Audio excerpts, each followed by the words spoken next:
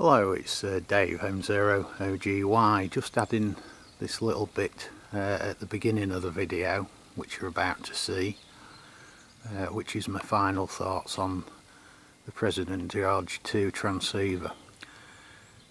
It's just been posted on the internet. The first dealer, Moonraker, have revealed the UK price, or certainly what they're prepared to sell a radio for, and it's at £299.95, so just short of £300. Later in the video I'll mention my thoughts. It might be as much as £329, £330, but someone's coming already at less than 300, which personally I think's a great price. So anyway, hope you've look at that, and please watch the next part of the video. Feel free to subscribe, comment and like on the video. Thanks very much. Enjoy the video.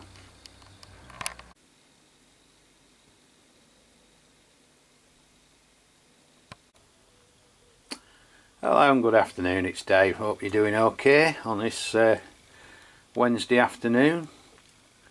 Just thought I'd show the radio again. I didn't come on it yesterday. It's been quite heavy torrential rain in the UK. Got some good footage on Monday, which has created a lot of interest, and thanks for the kind comments. As you can see on the radio S-meter, it's quite quiet here today. Got it on channel 38 lower sideband, and there was quite a few people mention they thought it had a high noise floor. Well, when signals are coming in that big antenna, it is, but today there's about S1 of noise, so it's quite quiet. There's no signals, but it's flickering around between 1 and S2, no higher.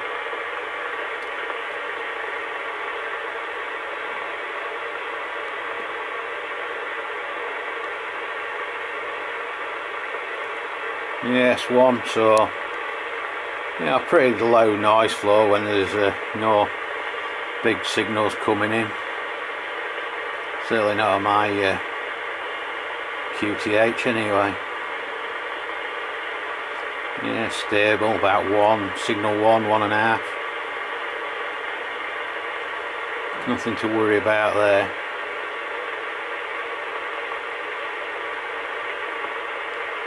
Only thing to worry about is there's no one to talk to. But anyway, so hopefully I'll come back a little later if there's some signals, but not very promising today. But there again, I said that the other day, and within half an hour it was wide open, so we'll keep looking and hope to work some DX, quite possibly here on the mid-band. Well, the bands are well and truly dead today. So a few more things people have asked. One was, has it got wobbly knob syndrome? Misses. Let's see. So no, clarify, absolutely no wobble in it, movement. Channel change, very little, but obviously it's got the push function to enter the menus, but it's quite good, that. Same with the volume control. Yeah, it's alright, certainly better than some of the past radios. So yeah, the build quality of the controls and buttons is what you press, they all work. Nothing seems to not work or be loose. Very minimal playing that top one.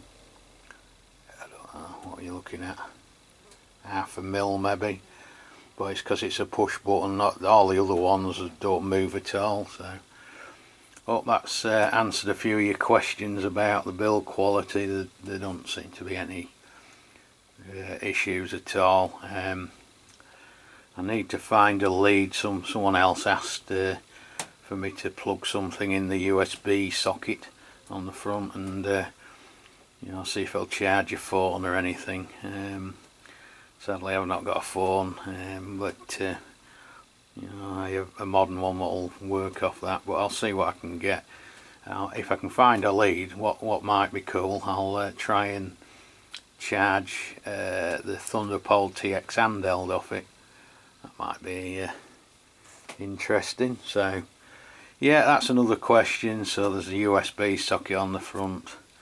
It's not a programming socket, by the way, it's just a USB socket with what we got, I did say wrongly on the previous video, 5 volts. Where are we at? There we go. 5 volts to 2.1 amps, I think it is, output. So it's really just for charging devices. It seems a common feature on most of these modern President radios. You know, the little Harrison 2 that I've got, by the way, that's a cracking little AM/FM radio if you just want something for mobile use. That's really good. It does have that same feature as the majority of the new ones have. Not really a thing that interests me. Again, it's up there with Roger Beeps and Echoes with me, that is, but it's there. It's another option, isn't it, that people you know, want. So again, I'll come back in a minute. If there's a note on that, well, I'll end this one here. It's not been a very interesting one, I'm sorry, but the other thing as well, people have been asking, the voltage on the front on the DC, it's reading between 12.9 volts and 13 volts, and it does flicker a little bit on when you're transmitting, you know, only 0.1 of a volt, nothing really, but I am reliably informed that some of the more, you know, the high-end Yaesus do exactly the same. And again, if it didn't, it wouldn't really be doing its job, would it? If it's telling you, you know, at tails that it's set at 13.6 volts and it's not. So it is accurate and it flickers. I'm not sure. There might be a feature in the menus to turn that off. I've not found it yet, but it don't bother me. It looks more annoying on the videos when people are watching it. It's not so much you look at. But I do run an amateur radio power supply, a good quality one. It's a microset 35 amps, so you know, it's not it's certainly man of the job running a radio that's doing, you know, 4 watts or 12 watts SSB. It'll quite comfortably, you know, power summits at 100, 200, well, maybe not quite 200 watts, certainly 100 watt radio. So yeah, that's just something else. 1 or 2's mentioned. As you can see now it's receiving, it's stable at 12.9 volts. Looking at the specs on the President specs, it says it's meant to run on 13.2 volts, and you know, you think about it, cars when they're running anywhere from 12 to 14.5 volts, so you know, they're meant for a mobile situation, so cars are up and down all the time on the, you know, with their alternators, or you know, prior to that they used to run dynamos. That's a long time ago, but you know, alternators are up and down, so it's nothing to worry about. Right, so to conclude this batch of videos that's been filmed over the last week, and my conclusions on the radio and my final thoughts. Well, firstly, thanks for everyone for watching the videos and making them so popular. So there has been interest in this transceiver. I wish to thank the 2 or 3 people involved, Mark and Richard notably, the two, for taking the time to do tests with me, because obviously reviews are only as good as the tests you can conduct. If there's no, I have been lucky, to be fair, on Monday with some propagation and making a contact into the Midwest of America. So that was unexpected, and today it's dead, so it just shows right place at the right time. Also, I've got to thank people such as Delboy, who's shared the links to the videos. He does that regular. I don't ask him to do that. That's his own choice, as other people have done as well. Also, there's been some interesting reading on a German forum, which luckily can be translated to English, and the Germans seem very interested in this radio, and there's been a few comments on there about the videos, so thanks for that. Conclusions. Well, yes, it's not going to be a cheap radio. I was speaking to a dealer, and he was thinking, whilst there was everyone, I'm sure, in England was hoping and trying to keep the price under £300 English, it won't be that cheap, I don't think. I'm thinking, the thought was £229.95 now. Before people start moaning and groaning about that, just look at it one way. It's not, maybe £30–40 more than you was hoping it'd be. You'll soon forget about the extra cost. Some people say you could buy something like that under it, a Yaesu FT 840. Well, good luck in finding a good one of them as good as that for that sort of money, because they're just, I don't think they're about. There's lots of rough radios about, but yeah, if you want something for 11 metres only, want more power, on single sideband, then yeah, that's an option. All HF radios are an option. But if you want a multi-norm citizens band radio that can be opened up, that's probably one of your best options at the moment. There is other options, like the Superstar 3900, the CRT 7900V turbo. They're a bit cheaper, certainly the 3900 is. But I'll say this, I've tested lots of radios in the last decade. Some superb, some good, some pretty poor, from various manufacturers, and to be fair, I'll say this is currently certainly the best single sideband citizens band radio I've ever tested. A modern one that's going to be launched.